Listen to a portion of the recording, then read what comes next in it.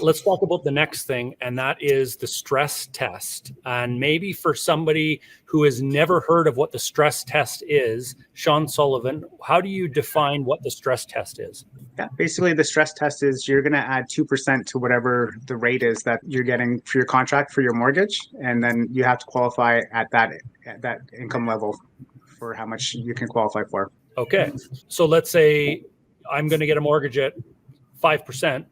I have to be able to qualify to pay the payment at 7% in order to be able to qualify. So that's what the stress test is. Every bank out there, is it like a kind of a law that every bank has to use a stress test, or do some not use it? No, some cannot. That's where you get into like B type of lending. But anybody who is an A lender, who's regulated by the federal regulator, they have to use the stress test.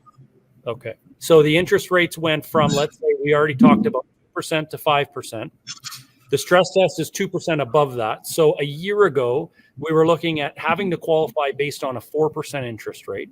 But now, since interest rates have gone up 3%, we're on average having to qualify at a 7% interest rate. Am I on the right track here, Sean MP? Well, almost correct. So the stress test was in that ranging about 475, and the last was 5.25. So the rule was you had to qualify at the stress test or contract rate plus 2%, whichever was more.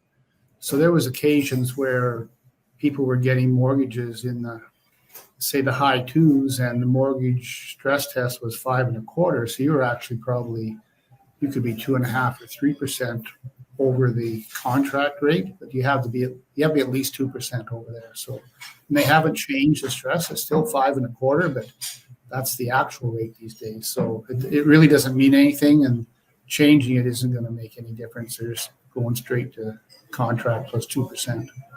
Yeah. Okay.